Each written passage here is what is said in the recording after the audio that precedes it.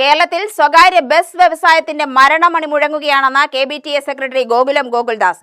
2000-ൽ 35,000 ബസ്സുകൾ ഉണ്ടായിരുന്ന കേരളത്തിൽ ഇന്ന് സർവീസ് നടത്തുന്നത് 11,000 ബസ്സുകൾ മാത്രമാണ്. 25,000 സ്വകാര്യ ബസ്സുകൾ നിരത്തൊഴിഞ്ഞതിലൂടെ 1.5 ലക്ഷം തൊഴിൽ നഷ്ടമുണ്ടായതായും ഗോകുൽദാസ് വാർത്താസമ്മേളനത്തിൽ പറഞ്ഞു. ഒരു തരത്തിലും നിലനിൽക്കാൻ കഴിയാത്ത അവസ്ഥയിലാണ് കേരളത്തിൽ സ്വകാര്യ ബസ് വ്യവസായം കടന്നുപോകുന്നത്. സ്വകാര്യ ബസ് വ്യവസായത്തിന്റെ നിലനിൽപ്പിനായി കഴിഞ്ഞ 10 വർഷമായി സർക്കാരുകൾക്ക് മുമ്പിൽ നിർദ്ദേശങ്ങൾ വെക്കാറുണ്ടെങ്കിലും യാതൊന്നും നടപ്പിലായിട്ടില്ല.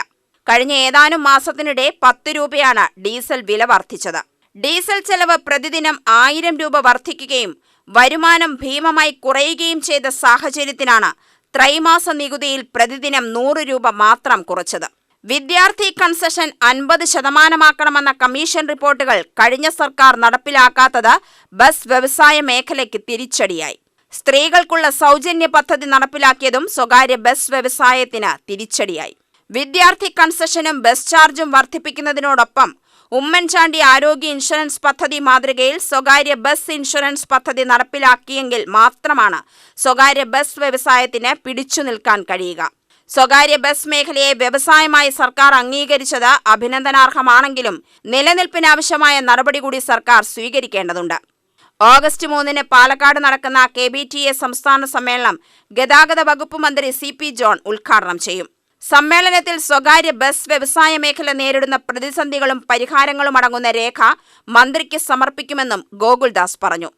സ്വകാര്യ ബസ് സർവീസ് നമ്മുടെ നാട്ടിൽ ഒരു സുപ്രഭാതത്തിൽ ഇല്ലാണ്ടായാൽ ഉണ്ടാവുന്ന സാഹചര്യത്തെക്കുറിച്ചൊക്കെ ഞങ്ങളെക്കാട്ടിലും വളരെ നന്നായി നിങ്ങൾ ഈ കഴിഞ്ഞ 1.5 മാസമായി പ്രചരിപ്പിക്കുന്ന വ്യക്തികളാണ്.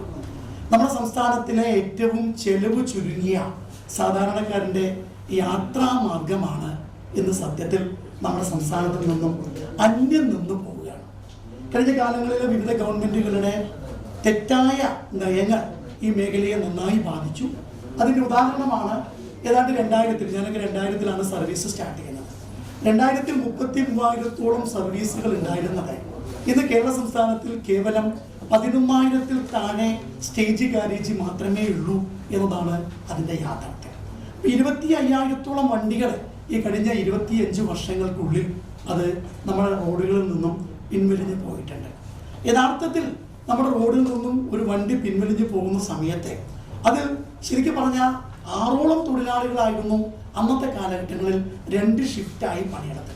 ഇന്നത്തെ ചുരുങ്ങി 2 തൊഴിലാളികളായി മാറുന്ന ഒരു സാഹചര്യമുണ്ട്.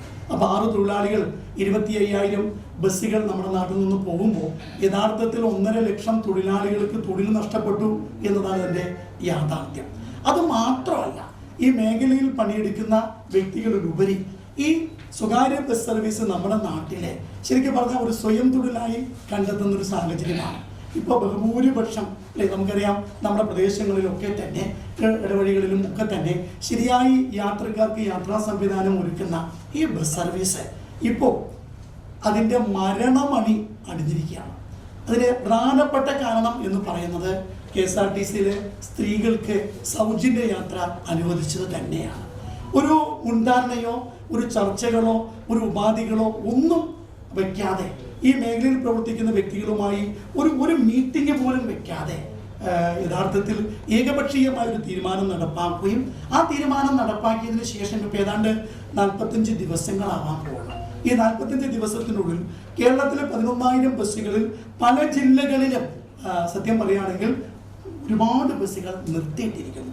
പ്രസിഡന്റ് ജോൺസൺ പടയാടൻ, ജില്ലാ president KH Basheer, KP Shajahan എന്നിവരും വാർത്താ സമ്മേളനത്തിൽ പങ്കെടുത്തു. UTV news, Palakkad.